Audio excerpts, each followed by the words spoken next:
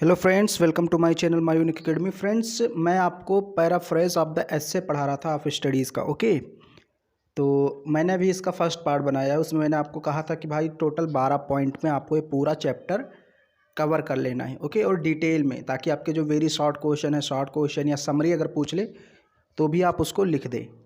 तो 12 पॉइंट में से 4 पॉइंट हम लोगों ने समझ लिए थे। आज हम लोग अगले 4 पॉइंट को समझेंगे। पढ़ाने से पहले आप सभी से एक रिक्वेस्ट है कि अगर अभी तक आपने हमारे नए चैनल को सब्सक्राइब नहीं किया है तो कर लीजिए। नए चैनल का नाम है online study bye Vishambar. Link आपको डिस्क्रिप्शन बॉक्स में मिल जाएगी। ओके,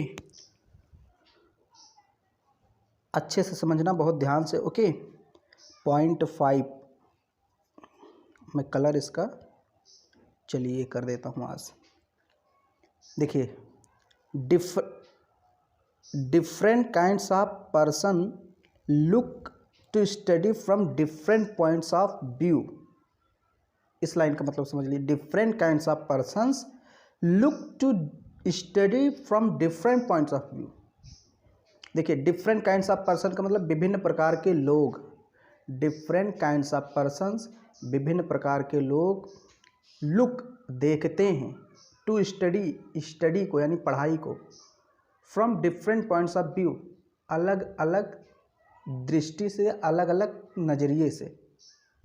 ओके, देखिए, डिफरेंट पॉइंट्स ऑफ व्यू का मतलब होता है अलग अलग नज़रिया। व्यू का मतलब क्या होता है? नज़रिया, दृष्टि।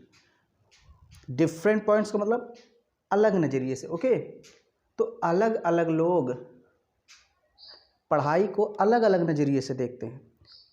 ओके, कोई कहता अच्छा है, कोई कहता बेकार है, तो उनका सबका अपना अपना व्यू होता है। अब आगे हम लोग समझेंगे कि कैसे कैसे लोग पढ़ाई को कैसे कैसे देखते हैं। तो पहली लाइन का मतलब आपको समझ में आ गया होगा कि different types of people look to study from different points of view. For example, उदाहरण के लिए, अब यहाँ उदाहरण दे रहा, दोज हु आर श्रूड, वे लोग जो श्रूड होते हैं। Shrewd and cunning, shrewd and cunning का मतलब धूर्त और चालाक होते हैं। कनिंग का मतलब क्या होता है? चालाक। श्रूड का मतलब थोड़ा धूर्त, मतलब थोड़ा धोखाधड़ी, कपटी, चालाक कह सकते हैं। एंड फनी, फनी का मतलब मजाकिया। जो लोग चालाक होते हैं या फिर मजाकिया होते हैं, वे कैसे देखते हैं? Don't give any importance to study, वो स्टडी को कोई इम्पोर्टेंस नहीं देते, कोई महत्व नहीं देते, कहते हैं बेकार है पढ़ाई लिखाई। जो चालाक होते हैं। अब चालाक मतलब यहाँ बुद्धिमान नहीं, चालाक का मतलब जो छल कपटी हैं, दूसरों के साथ चालाकी से एक प्रकार से बेईमानी वगैरह कर लेते हैं, उनके लिए यहाँ पर श्रूड और कनिंग बोला गया। ओके, और फनी का मतलब जो हर एक चीज़ को मजाक में लेते हैं, हैं ऐसे कर देते हैं ना, कि इससे कोई फ़ायदा नहीं। तो ऐसे लोग के लिए स्टडी का कोई इम्पोर्टेंस नहीं है। ओके, वही चीज़ यहाँ पर लिखी है। Different kinds of person look to study from different points of view. For example, those who are shrewd and cunning and funny don't give any importance to the study. वे लोग study को importance नहीं देते। And knowledge of books, और ना तो books के ज्ञान को इम्पोर्टेंस देते हैं। ओके, ना तो स्टडी को नॉलेज देते हैं, ना तो बुक्स के ज्ञान को, मतलब किसी चीज़ को इम्पोर्टेंस नहीं देते। Their success depends upon chance, उनकी सफलता किस पर निर्भर होती है? चांस, मौका। मौका मिला तो सफल हो गए, नहीं तो असफल। ऐसे लोग क्या होते हैं? मौका परस्त होते हैं। ये लोग मौके पर डिपेंड करते हैं, कि कहते हैं ना, भाग में लिखा होगा तो होगा। तो ये लोग पढ़ाई पे ध्यान नहीं देते, इनका पढ़ाई से कोई मतलब वास्ता नहीं है, बिल्कुल भी इम्पोर्टेंस नहीं देते। ये चांस पर डिपेंड रहते हैं, भाग्य पर। इनकी सफलता किस पर डिपेंड करती है? दियर सक्सेस डिपेंड्स अपॉन चांस, इनकी सफलता भाग्य पर डिपेंड करती है, यानी भाग्य पर ये निर्भर रहते हैं कि भाग्य में लिखा होगा तो सफल हो जाएंगे। ओके, पढ़ाई लिखाई से कोई फ़ायदा है नहीं, क्योंकि बहुत पढ़े लिखे लोग एक चपरासी की नौकरी के लिए तरस रहे हैं। ऐसे एग्जाम्पल आपको ये लोग देंगे कि इसलिए पढ़ाई से कोई मतलब ना रखो, आराम से अपना काम करो, भाग्य में लिखा होगा जो हो जाएगा। तो ऐसे लोग की तरफ आपको ध्यान नहीं देना है। ओके, जो इस टाइप के बात करें उनको हटा देना और अपनी पढ़ाई करते रहना। तो एक लोग ये हो गए, मैंने कहा different type of people look to study different point of view. Okay, अब दूसरा क्या है? ऑन द अदर हैंड, दूसरे side, those who are foolish and simple, वे जो मूर्ख और बहुत ही साधारण होते हैं, थोड़े से मूर्ख होते हैं, सिंपल होते हैं। Only praise the knowledge of books, वे केवल बुक की प्रशंसा करते हैं। थोड़े से मूर्ख है, मतलब उनके ज्ञान का विकास नहीं हुआ है, दिमाग का विकास नहीं हुआ है, या फिर वो सिंपल है, बहुत साधारण है, पढ़े लिखे नहीं हैं, धूर्त नहीं है लेकिन सिंपल हैं, थोड़े उल्लू टाइप के हैं, ओके, आप समझ सकते हैं। तो वे लोग क्या करते हैं, वो पढ़ाई की पूजा करते हैं, प्रशंसा करते हैं, ओके, पढ़ते नहीं खुद। जैसे आपने देखा होगा गांव में बहुत लोग आपको कहेंगे कि पढ़ा लिखा करो, कुछ बन जाओगे, बहुत लोग पढ़ लिख कर बहुत कुछ बन गए, पढ़ाई लिखाई बहुत कुछ है, लेकिन खुद नहीं पढ़ेंगे, ओके, मतलब खुद नहीं पढ़े ना तो पढ़ेंगे, लेकिन आपको ज्ञान बहुत देंगे। तो बहुत सरल स्वभाव के लोग होते हैं, या फिर बहुत फुलिश ही आप कह सकते हैं, मूर्ख होते हैं, कि वो पढ़ाई की प्रशंसा तो करेंगे लेकिन खुद नहीं पढ़ेंगे, ओके। तो ये दूसरे टाइप के लोग हो गए। They are greatly impressed with the knowledge, वे नॉलेज से इम्प्रेस्ड होते, प्रभावित होते हैं।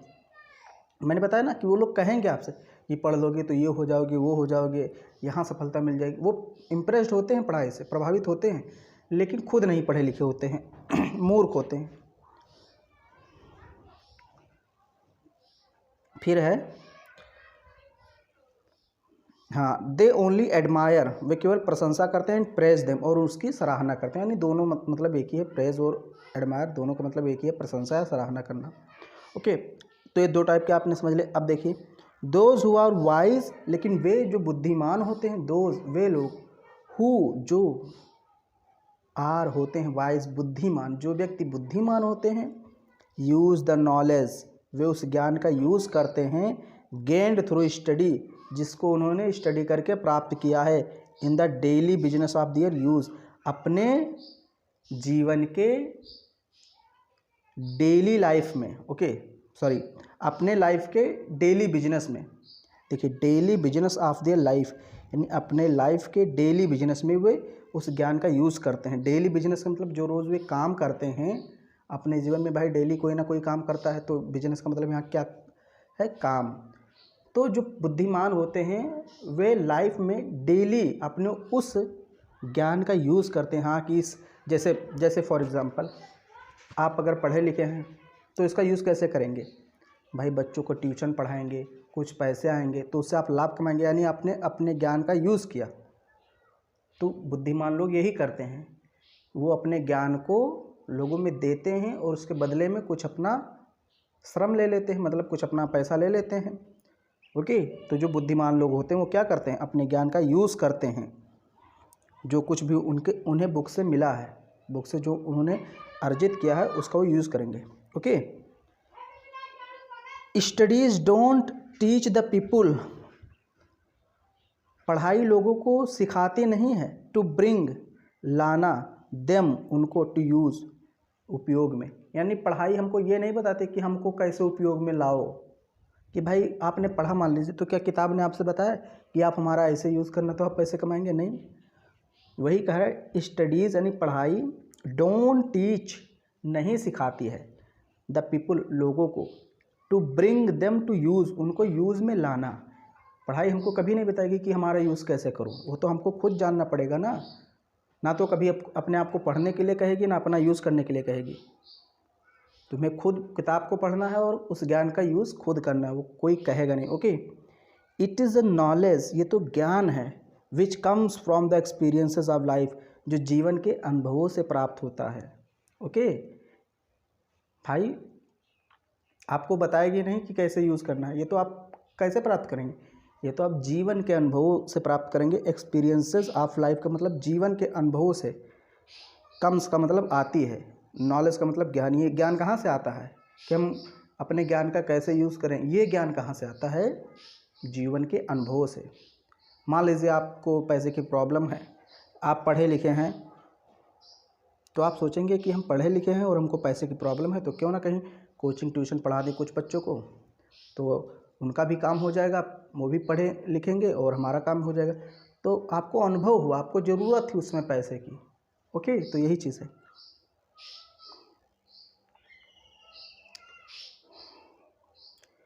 फिर है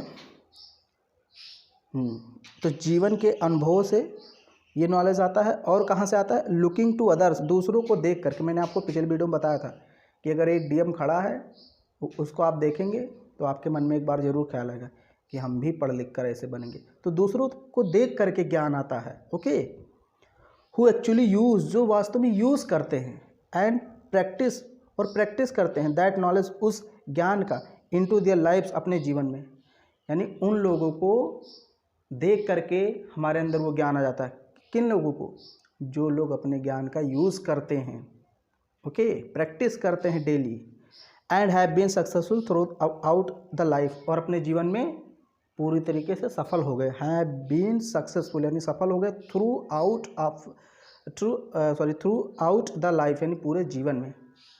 जैसे मैंने बताया ना कि कोई डीएम खड़ा है आपके गांव में, आया किसी काम से, किसी मामले के समाधान के लिए, तो आप हैं, अगर आप पढ़ते लेते हैं थोड़ा बहुत, तो आप उसको ज़रूर सुनेंगे, उसको ध्यान से।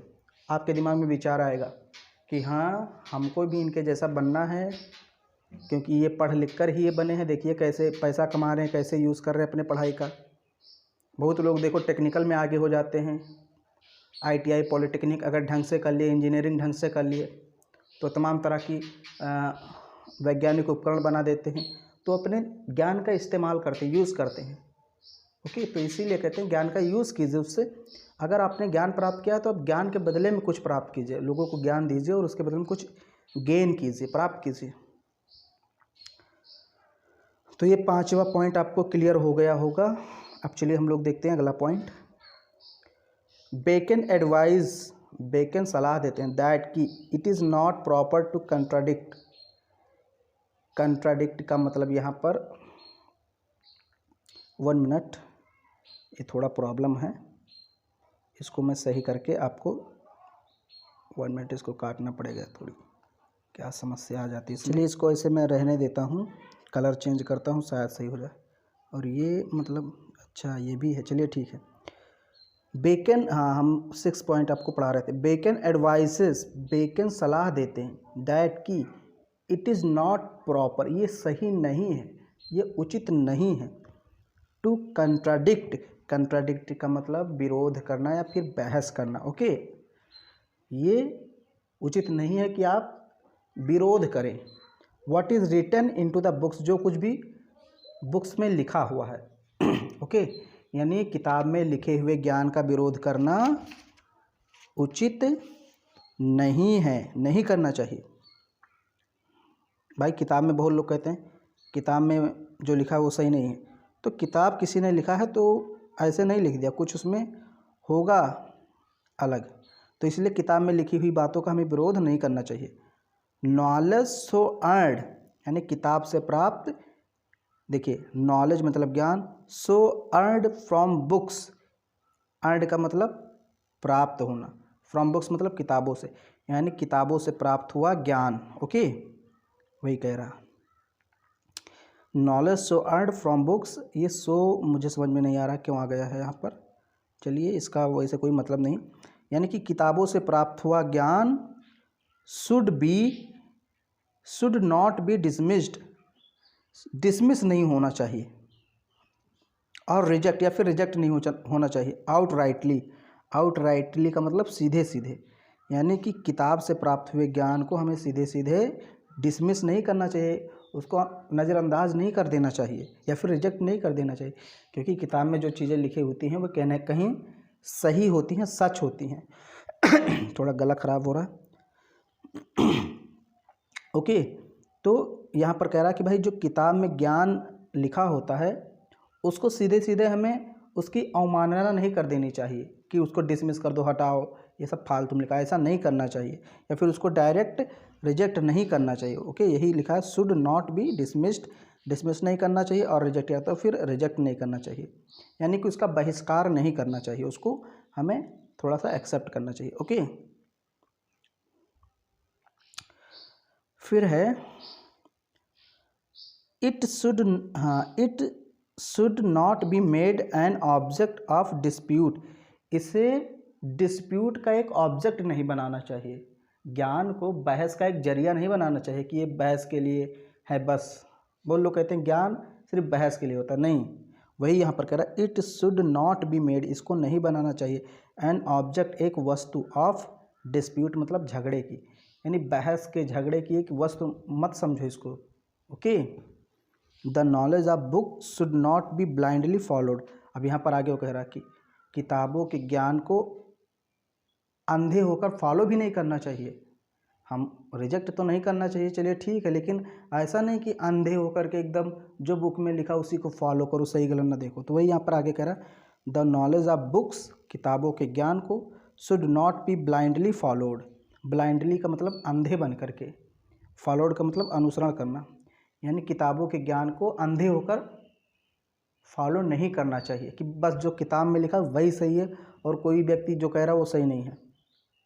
ओके, तो यहाँ पर देखिए दो दो चीज़ें वो साथ में बता रहा है।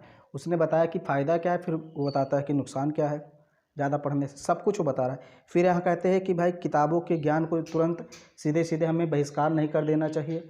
फिर वो फिर कहता है उल्टा अपने ही बोलता है, मतलब उल्टा नहीं, वो थोड़ा सा आपको समझा रहा है कि बैलेंस बना करके चलिए। वो कहता है कि ना तो हमें डायरेक्ट उसको एक्सेप्ट करना चाहिए पूरा का पूरा एकदम जैसे लिखा है, और ना तो उस पर एकदम विश्वास ही कर लेना चाहिए कि जैसा लिखा वो सब सही ही है। ओके,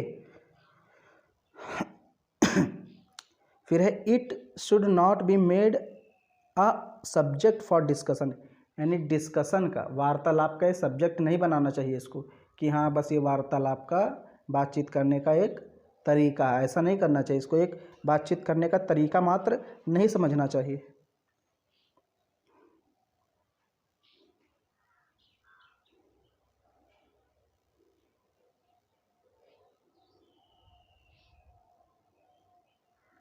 सॉरी दोस्तों, थोड़ा सा लेट हो जाता है, प्रॉब्लम काफ़ी है इसमें।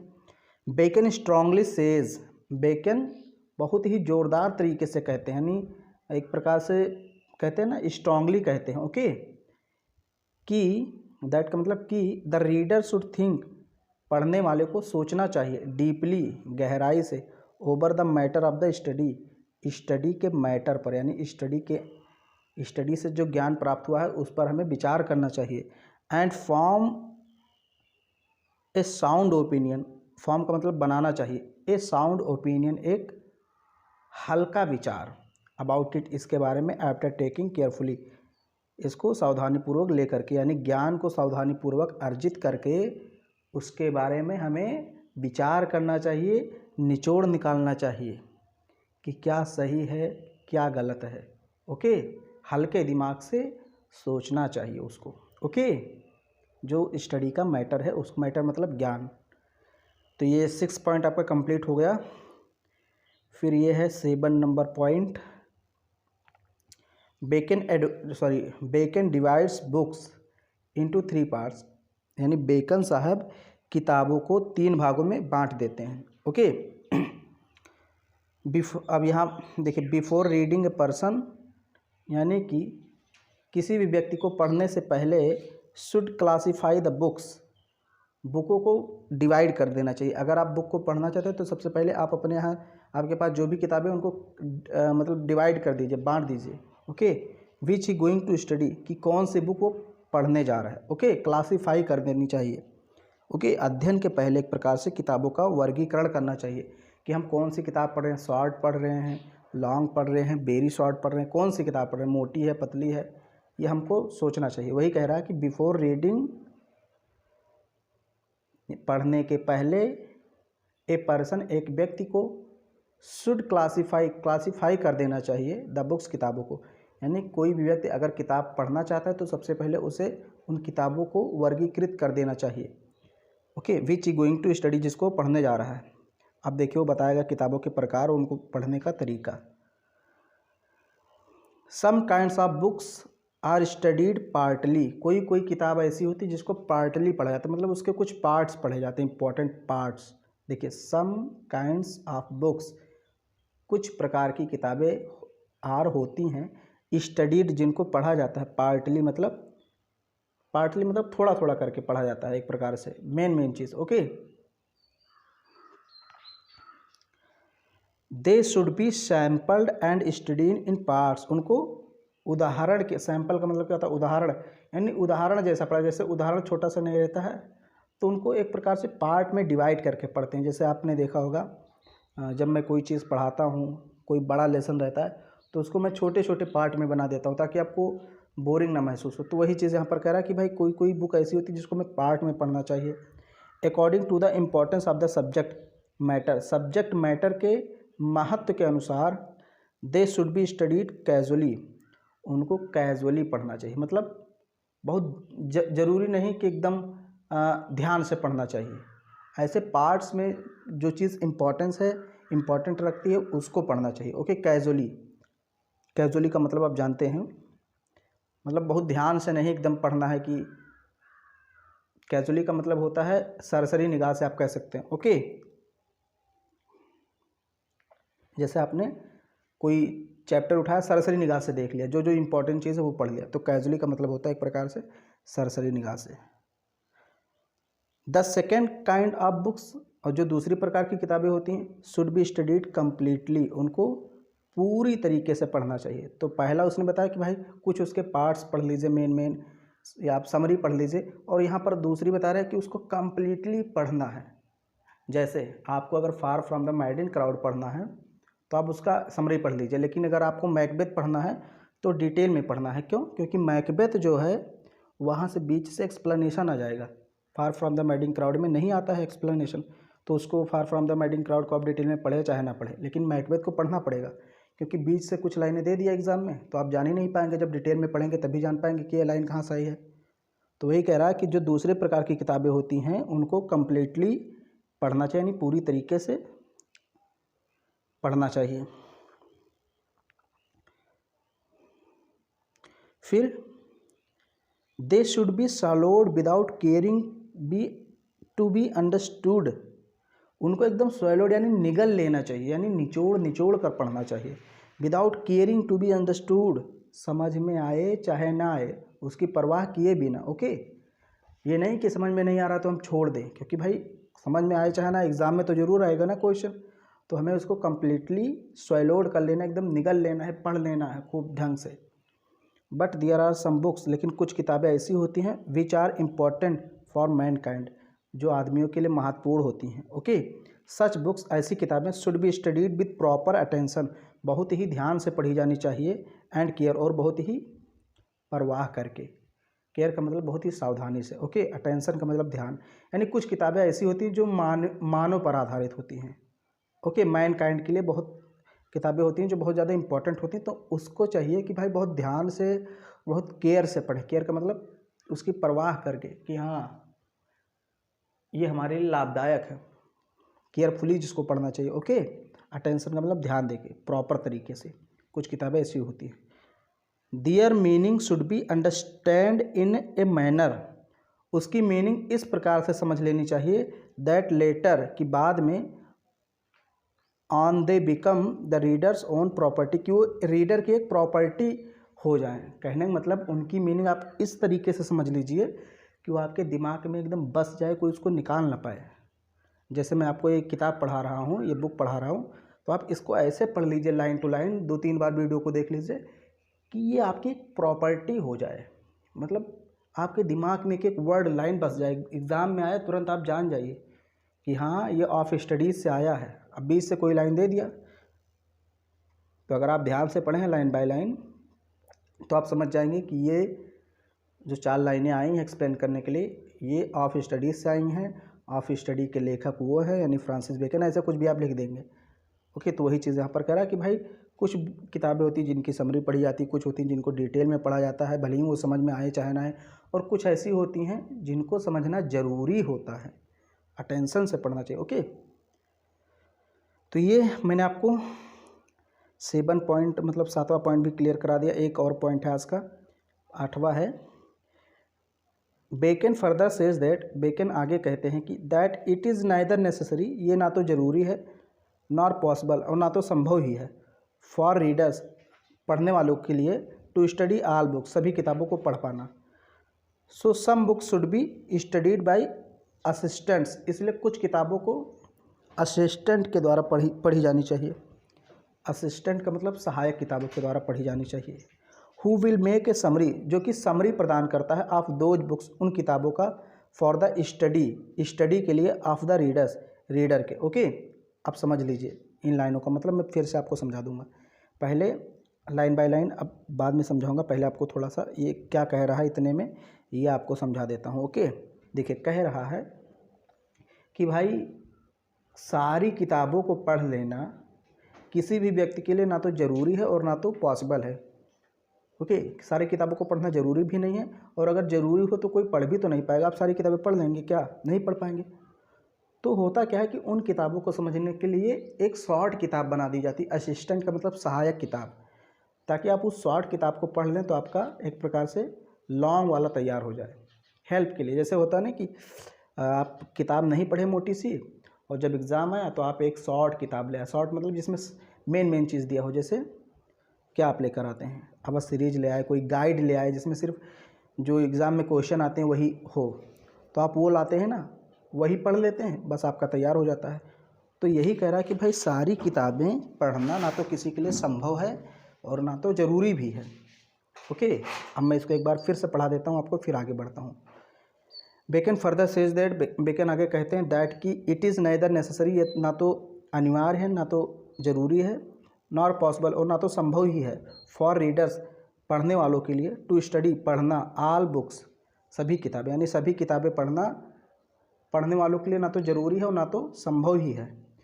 सो इसलिए some books should be studied, कुछ किताबों को पढ़ना चाहिए, बाय असिस्टेंट मतलब सहायक किताबों के द्वारा, who will make a summary, जो कि एक समरी प्रदान करती है, ऑफ द बुक्स किताबों की, फॉर द स्टडी पढ़ने के लिए, ऑफ द रीडर्स रीडर के लिए, यानी रीडर को पढ़ने के लिए वो क्या करती है, असिस्टेंट किताब एक समरी दे देती है, एक समरी उसको प्रदान करती है कि हाँ ये लो, इस मोटी किताब को छोड़ करके समरी पढ़ो। Okay, Bacon compares the materials of these books to a distilled water. ये देखिए, बेकन इस प्रकार के मटेरियल को, यानी ये जो सहायक बुकें हैं, इनकी तुलना किससे करते हैं? डिस्टिल्ड वाटर से करते हैं, छंदे हुए पानी से। जैसे आप कहते हैं नहीं, छंदा हुआ पानी पियो। छना हुआ पानी मतलब क्या हो, साफ़ होता है, क्लियर होता है, क्योंकि वो छांदा हुआ होता है ना, गंदगी उसमें नहीं होती, फालतू चीज़ें नहीं होती, सिर्फ आपको इम्पॉर्टेंट चीज़ें होती हैं। डिस्टिल्ड वाटर का मतलब एक प्रकार से आप कह सकते हैं छांदा हुआ कह सकते हैं। ओके, या आप जैसे जो ऊपर का पानी होता है नदी का, वो अक्सर साफ़ होता है या फिर गंदा होता है, मुझे समझ में नहीं आ रहा, लेकिन नदी वाला कॉन्सेप्ट आप हटा दीजिए। लेकिन ये कह रहे हैं कि भाई जैसे पानी को हम जैसे चाय छानते हैं ना, तो चाय पत्ती अलग कर देते हैं, सिर्फ इम्पॉर्टेंट चीज़ें हम पीते हैं जो चाय पीनी हम लोग को।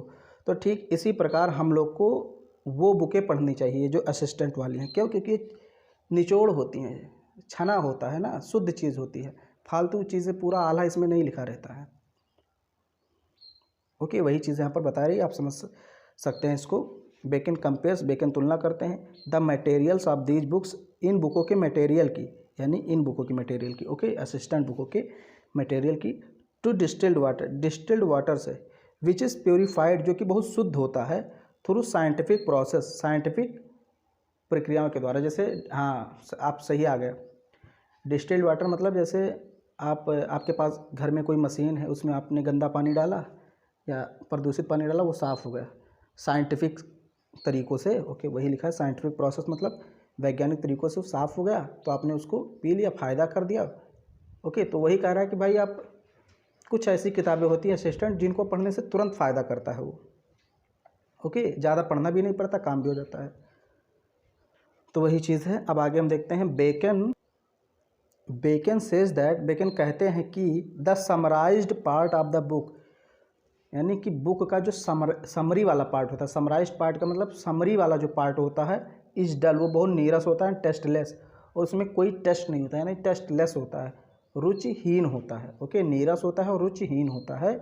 लाइक द वाटर, उस पानी की तरह, विच हैज़ बीन प्योरीफाइड, जो कि शुद्ध कर दिया गया है, थ्रू साइंटिफिक प्रोसेस, वैज्ञानिक कारणों से। अच्छा, अब यहाँ देखिए, फिर वो अपनी बातों को उलट रहा है। वो कहता है कि भाई हमें डिस्टिल्ड वाटर की तरह किताबों को पढ़ना चाहिए। जैसे हम डिस्टिल्ड वाटर को पीते हैं कि भाई प्रोटीन मिल जाए सब कुछ, और ज़्यादा पानी ना पीना पड़े, शरीर भी स्वस्थ रहे, तो इसलिए हमें कुछ ऐसी किताबों को पढ़ना चाहिए कि थोड़े से काम हो जाए।